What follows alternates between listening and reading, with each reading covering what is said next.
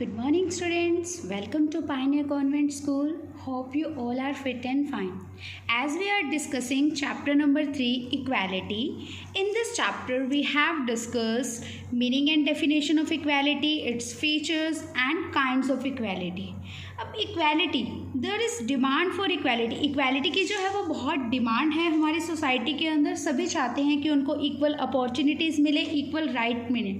But inequalities are prevalent in society. लेकिन फिर भी हमारी सोसाइटी के अंदर जो है बहुत सारी इनइक्वालिटीज़ जो हैं एग्जिस्ट करती हैं. For examples, slums and luxurious homes. हम देखते हैं, हम चाहे किसी भी सिटी में चले जाएं, बिग और स्मॉल. अब जो लोग जो हैं फ्लैट्स में रहते हैं, बंगलोज में रहते हैं, लेकिन वहीं उसी बिग सिटी के अंदर जो हैं स्लम्स भी एग्जिस्ट करते हैं. मीन्स देखो कितना डिफरेंस आ गया कि कुछ लोगों के पास तो इतनी वेल्थ है कि वो बड़े बड़े फ्लैट्स में रहते हैं और कुछ लोगों के पास इतनी वेल्थ भी नहीं है कि वो सीमेंट के होम्स में भी रह सके. उनको जो है झुग्गी झोपड़ियों में रहना पड़ता है. And next one is wastage of food and starvation. अब कुछ लोगों के पास तो इतना फूड होता है कि जो वेस्ट चला जाता है उनको फेंकना पड़ता है, और कुछ जो लोग हैं उनको एक टाइम का खाना भी अच्छे से नहीं मिलता. तो ये सारे जो डिफरेंसेस इनइक्वालिटीज़ हैं हमारी सोसाइटी के अंदर एग्जिस्ट करती हैं. So such type of inequalities should be remove from the society. Government को जो है उसके लिए स्टेप्स उठाने चाहिए ताकि ये सारी इनइक्वालिटी सोसाइटी से रिमूव हो जाए. फिर हमने हमारी लास्ट वीडियो में बात की थी that there is requirement of division of labour. Division of labour की जो है हमारी सोसाइटी में रिक्वायरमेंट रहती है, क्योंकि हमारी सोसाइटी के अंदर जो है वो डिफरेंट टाइप्स की जॉब्स अवेलेबल हैं. कुछ जो है वो हाई प्रोफाइल जॉब्स करते हैं, कुछ जो है मैनुअल वर्क करते हैं according to their talent. Laski ने अपनी डेफिनेशन में कहा था कि हम सभी को जो है वो इक्वली ट्रीट नहीं कर सकते. वहाँ पे जो है डिफरेंट एस्पेक्ट्स में सभी को डिफरेंट ट्रीटमेंट दी जाती है, और समटाइम्स इट मे एक्सेप्टेबल और नेसेसरी. कभी कभी तो ये बहुत ज़्यादा ज़रूरी भी हो जाता है. फॉर एग्जांपल, अब हमारे पीएम प्राइम मिनिस्टर की ही हम बात करें तो प्राइम मिनिस्टर के जो है कुछ स्पेशल पावर्स दी गई हैं, वो जो है कॉमन पीपल के पास नहीं हैं. तो वहाँ पे जो है उनकी डेजिग्नेशन के अकॉर्डिंग, उनके पोस्ट के अकॉर्डिंग उनके पास जो है पावर्स है, क्योंकि वो लिमिट में उनका जो है यूज़ करेंगे. अब वो जो पावर्स प्राइम मिनिस्टर को दी गई है वो हम कॉमन पीपल को नहीं दे सकते. अगर सभी को ऐसी पावर्स दी जाएं तो क्या करेंगे लोग? उसका मिसयूज़ करेंगे. तो वहाँ पे जो डेजिग्नेशन के अकॉर्डिंग पावर्स दी गई हैं वहाँ पे किसी भी टाइप का कोई डिस्क्रिमिनेशन नहीं किया जा रहा, वहाँ पे कोई डिफरेंस नहीं किया जा रहा. तो इस टाइप के जो इनइक्वालिटीज़ हैं ये जस्टिफाइबल हैं, ये नेसेसरी हैं हमारी सोसाइटी के अंदर. But some inequalities are unjustifiable.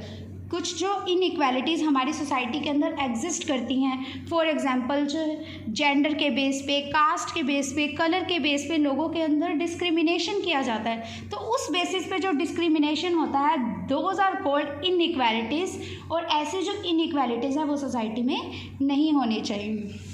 अब इनइक्वालिटीज़ को जो है वो 2 काइंड्स में हम डिवाइड करते हैं, नेचुरल एंड सोशल.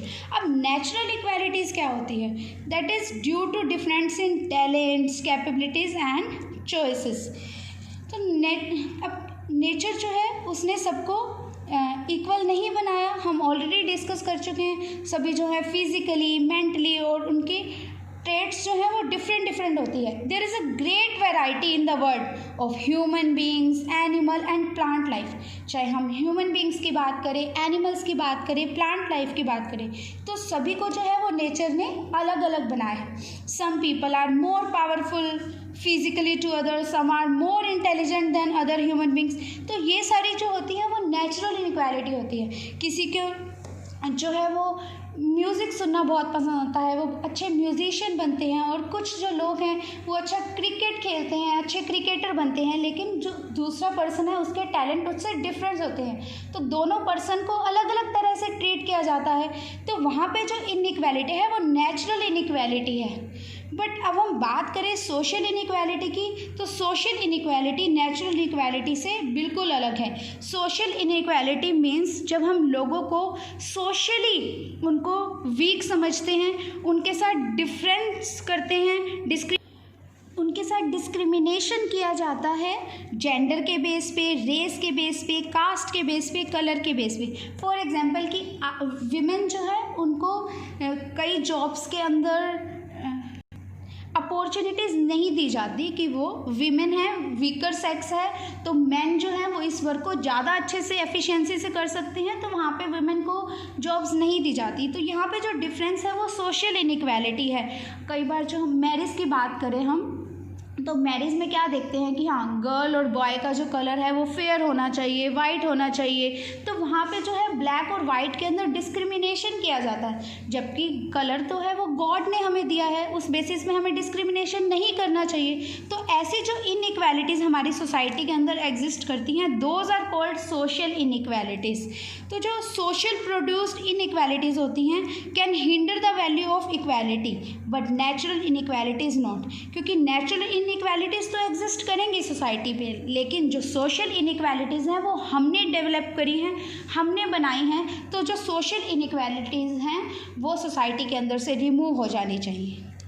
अब हम बात करेंगे डिफरेंट आइडियोलॉजीज़ की। इस इक्वालिटी के लिए सभी ने अपने अपने व्यूज़ दिए हैं, आइडियाज़ दिए हैं। अब जो 3 आइडियोलॉजीज़ हैं हमारे पास, मार्क्सिज्म, लिबरलिज्म, सोशलिज्म, हम इनको डिस्कस करेंगे। First we will discuss the Marxism. अब जो कार्ल मार्क्स थे वो 19th सेंचुरी के एक क्रिटिकल थिंकर थे। उन्होंने जो आइडियोलॉजी दी that is known as Marxism. Marxism जो थे, मार्क्सिस्ट लोग थे, उन्होंने एम्फेसाइज किया इकोनॉमिक इक्वालिटी पे। वो कहते थे कि सभी के पास जो है वेल्थ का इक्वली डिस्ट्रीब्यूशन होना चाहिए, किसी के साथ जो है कोई भी डिस्क्रिमिनेशन नहीं होना चाहिए। ऐसा ना हो कि किसी के पास तो ज़्यादा पैसा है और किसी के पास कम। तो वो चाहते थे कि इकोनॉमिक इक्वालिटी होनी चाहिए एक सोसाइटी के अंदर। और वो जो है क्रिटिसाइज़ करते थे centralisation of money and power, means वो प्राइवेट ओनरशिप के अगेंस्ट थे। वो ये नहीं चाहते थे कि जो पैसा है वो एक ही ग्रुप के लोगों के पास जाए।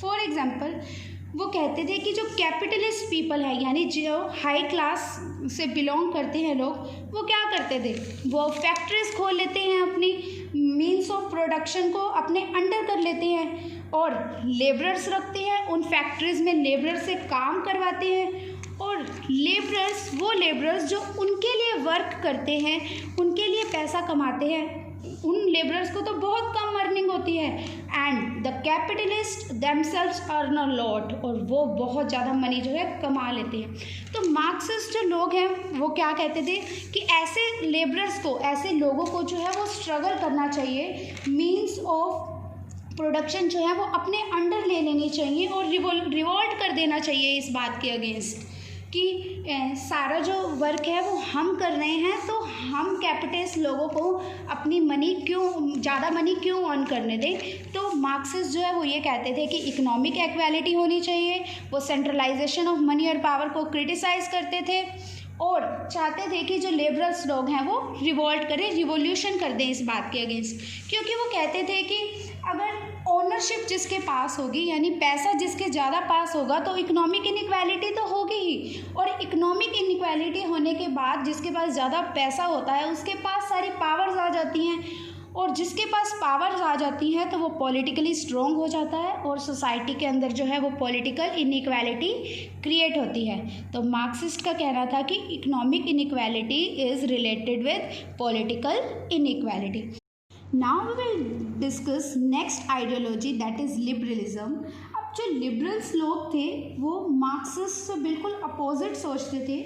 वो कहते थे कि प्रिंसिपल ऑफ कंपटीशन जो है वो होना चाहिए, वो इसको मोस्ट एफिशिएंट मानते थे। उनके according it is the most efficient way of selecting candidates for jobs or admission to educational institution। वो कहते थे कि अगर स्टूडेंट्स को एंट्रेंस टेस्ट के बेस पे किसी इंस्टीट्यूशन के अंदर जो है एडमिशन दिया जाए, जॉब्स दिया जाए, तो क्या होगा, सभी को फेयर जो है ट्रीटमेंट मिलेगी, सबको इक्वली चांस मिलेंगे अपने टैलेंट के अकॉर्डिंग, ताकि वो किसी भी इंस्टीट्यूशन के अंदर अपना एडमिशन करवा सके। हाँ, लिबरल्स लोग ये कहते हैं कि कंपटीशन की भावना तो होनी चाहिए, बट गवर्नमेंट जो है वो इंटरफेरेंस कर सकती है, स्टेट जो है वो इंटरफेरेंस कर सकता है and ensure minimum standard of living and equal opportunity, ताकि सबको जो है मिनिमम स्टैंडर्ड ऑफ लिविंग यानी सबकी जो बेसिक नीड्स हैं वो पूरी हों और सबको जो है वो इक्वल अपॉर्चुनिटीज़ मिलें किसी भी इंस्टीट्यूशन के अंदर जॉब्स के लिए और एडमिशन के लिए। और ये जो है लिबरलिज्म जो है वो मार्क्सिस्ट के अकॉर्डिंग नहीं सोचते, वो कहते हैं कि जो इकोनॉमिक इनइक्वालिटी होती है वो पॉलिटिकल इनइक्वालिटी से कनेक्टेड नहीं होती। अब हम बात करेंगे सोशलिज्म की। जो सोशलिस्ट लोग हैं उन्होंने भी एम्फेसाइज किया इकोनॉमिक इक्वालिटी पर मार्क्सिस्ट की तरह। अभी हमने मार्क्सिस्ट जो है वो डिस्कस किया, तो मार्क्सिस्ट क्या कहते थे, उन्होंने भी इकोनॉमिक इक्वालिटी पर एम्फेसाइज किया और ये भी जो है वो इकोनॉमिक इक्वालिटी पर एम्फेसाइज करते हैं और ये भी जो है वो अगेंस्ट हैं centralisation of money and power के। ये भी इस बात के अगेंस्ट है कि किसी एक पर्सन के पास जो है मनी और पावर का सेंट्रलाइजेशन नहीं होना चाहिए। बट इन दोनों के अंदर मार्क्सिस्ट और सोशलिस्ट के अंदर मेन डिफरेंस इस बात का था, मार्क्सिस्ट जो है वो कहते थे कि रिवॉल्यूशन होना चाहिए, लेकिन सोशलिस्ट कहते थे कि रिवॉल्यूशन के फेवर में ये बिल्कुल भी नहीं थे। ये कहते थे कि गवर्नमेंट जो है उसको रेगुलेशन करना चाहिए, उसको प्लानिंग करनी चाहिए और सोसाइटी के अंदर जो इनइक्वालिटीज़ एग्जिस्ट कर रही हैं उनको मिनिमाइज़ करना चाहिए, उनको कम कर देना चाहिए। वो कहते थे कि मीन्स ऑफ प्रोडक्शन जो है उनका इक्वली डिस्ट्रीब्यूशन होना चाहिए सोसाइटी के अंदर, ताकि जो कैपिटलिस्ट लोग हैं और जो लेबरर्स लोग हैं सब अपनी लाइवली को इम्प्रूवमेंट कर सकें, उनके अंदर कोई भी जो प्रॉब्लम है ना आए।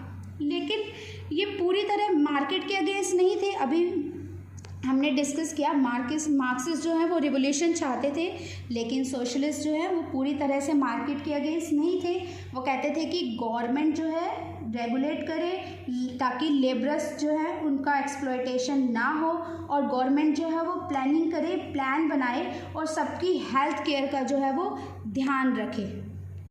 सो today we have discussed the inequalities, natural and social inequalities, and that should be removed from the society, and three main ideologies: Marxism, liberalism and socialism. Hope so you have understood these all. Thank you.